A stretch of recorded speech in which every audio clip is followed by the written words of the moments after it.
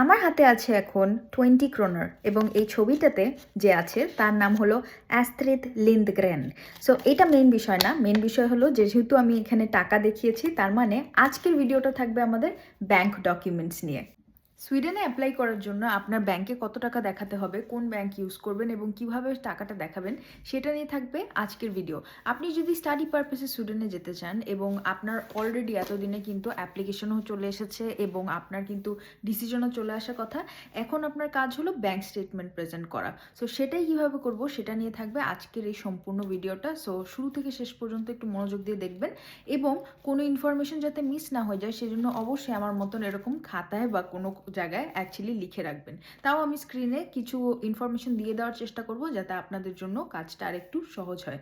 So আমি হলো নুরাইজা, আপনারা আমার পেজ অবশ্যই ফলো করবেন যদি আপনারা স্টাডি অ্যাব্রড রিলেটেড কোয়েশ্চেন থাকে এবং স্টাডি অ্যাব্রড রিলেটেড ইনফরমেশন জানতে চান, সেগুলো সব কিছু আপনারা কিন্তু এই পেজেই পেয়ে যাবেন।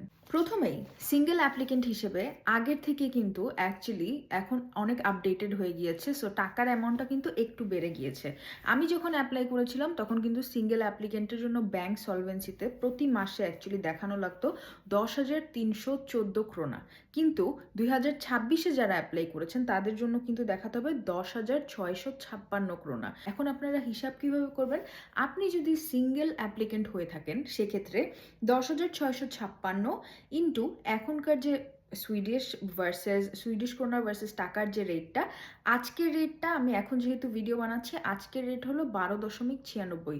তারপরেও আপনারা একটু সেফ থাকার জন্য গুনবেন 13.30, এভাবে গুনবেন, ঠিক আছে?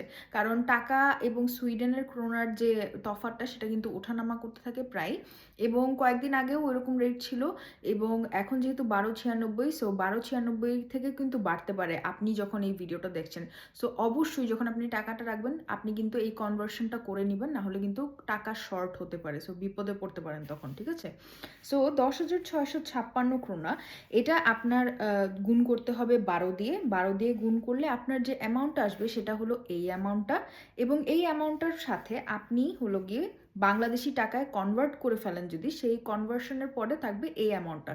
তার মানে আপনি যদি সিঙ্গেল অ্যাপ্লিকেন্ট হয়ে থাকেন আপনার এই অ্যামাউন্টটা ব্যাংকে দেখাতে হবে। এখন একটা সেফ টিপ হলো, আপনি যদি সিঙ্গেল অ্যাপ্লিকেন্ট হয়ে থাকেন এবং এই টাকাটা আপনি ম্যানেজ করে ফেলতে পারেন, আমি আপনাকে অ্যাডভাইস করব এই টাকা থেকে একটু 2 বা 3 লাখ টাকা বেশি ব্যাংকে রাখার চেষ্টা করবেন, just to be on the safe side, ঠিক আছে? এবার আসি স্পাউসের ক্ষেত্রে। যাদের সাথে স্পাউস আছে বা ধরেন সাথে কাউকে নিয়ে আসবেন, কো অ্যাপ্লিকেন্ট আছে, তাদের ক্ষেত্রে কিন্তু টাকাটা আর একটু সামান্য বাড়বে, ঠিক আছে? সো আপনি যেহেতু সিঙ্গেল অ্যাপ্লিকেন্টের সাথে কিন্তু 10,656, সাথে যদি স্পাউস থাকে বা কো অ্যাপ্লিকেন্ট থাকে সেই ক্ষেত্রে কো অ্যাপ্লিকেন্টের জন্য কিন্তু প্রতি মাসে দেখাতে হবে 4,440 ক্রোনা এখনের হিসাবে, ঠিক আছে? সো আপনি ওই অ্যামাউন্টটাকে গুণ দিয়েছিলেন 12 দিয়ে, মানে আমরা কিন্তু এখানে 1 বছরের ফান্ড দেখানোর চেষ্টা করছি, ঠিক আছে? মানে এখানে একটা জিনিস বলে নেই যে সুইডেনে আপনি যে ভিসার জন্য অ্যাপ্লাই করবেন এটা কিন্তু 2 টাইপের ভিসা, 13 মাসের ভিসা, আরেকটা হলো 2 বছরের ভিসা। সো আপনার অ্যাপ্লিকেশন বা আপনার মাস্টার্স প্রোগ্রাম যদি 2 বছরের হয়ে থাকে, চেষ্টা করবেন 2 বছরের অ্যামাউন্টটা যদি কোনোভাবে ম্যানেজ করতে পারেন সেই অ্যামাউন্টটা দেখানোর, তাহলে খুবই ভালো। ওরা কোনো সমস্যা ছাড়াই আপনাকে একেবারে 2 বছরের ভিসা দিয়ে দেয়। অনেকে যেটা করে একটু কম অ্যামাউন্ট দেখালে যেটা হয় তখন আপনাকে 13 মাসের ভিসা দিবে। 13 মাসের ভিসা দিলে সেক্ষেত্রে কিন্তু আপনাকে পরবর্তীতে আবার ভিসা এক্সটেনশনের জন্য অ্যাপ্লাই করতে হয় ঠিক 1 বছরের মাথায়, যেটার জন্য আপনাকে আবার কিন্তু সম্পূর্ণ টাকাটা ব্যাংকে দেখাতে হয়। সো শুরু থেকেই যদি আপনি সেফ গেম প্লে করেন আপনার জন্য কিন্তু একটু সহজ হয়ে যাবে জিনিসটা। তাহলে আপনি এখন যেটা করবেন, আপনার সাথে যদি কো অ্যাপ্লিকেন্ট থাকে তাহলে আপনার যে অ্যামাউন্টটা এই অ্যামাউন্টের সাথে আপনি কিন্তু অবশ্যই 12 গুণ করবেন। 12 গুণ করে সুইডিশ ক্রোনাতে আপনার এই টাকাটা এসে দাঁড়াবে, ঠিক আছে? এরপরে আপনার কো অ্যাপ্লিকেন্টের যে টাকাটা সেটা হলো 4,440 ক্রোনা, সেটার সাথে কিন্তু আপনি 12 গুণ করবেন, এরপরে এই অ্যামাউন্টে এসে দাঁড়াবে।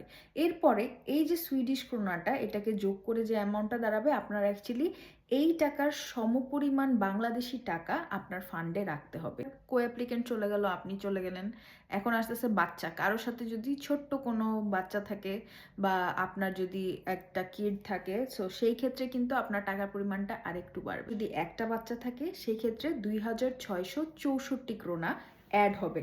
সো 2664 ক্রোনা ইন্টু 12 এভাবে হিসাব হবে। আর আপনার যদি একের অধিক বাচ্চা থাকে তাহলে গুড লাক। আর এখন যেই জিনিসটা আমি বলবো সেটা হলো যে আপনারা যদি পারেন তাহলে একবারেই 2 বছরের যে অ্যামাউন্টটা আছে সেই অ্যামাউন্টটা দেখানোর চেষ্টা করবেন, তাহলে it's going to be safer for you, because আপনার ভিসা কিন্তু তখন ওই 2 বছরেরটা অনেক সময় দিয়ে দেয়। ওরা যদি দেখে যে হ্যাঁ আপনি একটা সেফ অ্যামাউন্ট রাখতে পেরেছেন, তখন it's more than enough for them to trust you. আর আরেকটা জিনিস সেটা হলো যে একটা কোয়েশ্চেন আমি খুব বেশি পেয়েছি যে আপু এফডিআর দেখালে কি হবে নাকি। এটার সহজ উত্তর এবং সরল উত্তর হলো না, এফডিআর দেখায় হয় না। আপনাকে সেভিংস অ্যাকাউন্ট বা কারেন্ট অ্যাকাউন্ট যেটা বলে সেটা দেখাতে হবে এবং সেটাতে অবশ্যই ট্রানজ্যাকশন থাকতে হবে। সো আজকের ভিডিও ছিল আপনাদের এইটুকুই, যে এখানে আমাদের ব্যাংক স্টেটমেন্ট রিলেটেড সকল কোয়েশ্চেনের উত্তরই আমি দেওয়ার চেষ্টা করেছি। তারপরেও যদি আপনাদের কোনো কোয়েশ্চেন থেকে থাকে অবশ্যই feel free to message me অথবা ড্রপ আ কমেন্ট বিলো, তাহলে আমি এটা কিন্তু উত্তর দেওয়ার চেষ্টা করব। কোনো কনফিউশন যদি থেকে থাকে always go back to migrationsverka.se। এই জায়গাতে কিন্তু অ্যাকচুয়ালি সব ইনফরমেশনই দেওয়া থাকে। তারপরেও যদি কোনো সমস্যা হয়ে থাকে you can always find me here. So ভালো থাকবেন। নেক্সট ভিডিওতে দেখা হচ্ছে আমাদের সুইডেনে আসার পরে কি কি খরচ হতে পারে বা কিভাবে লিভিং কস্টটা আপনি হিসাব করে আসতে পারেন, সেটা নিয়ে থাকবে আমাদের নেক্সট ভিডিও। দেখা হচ্ছে পরের ভিডিওতে। বাই।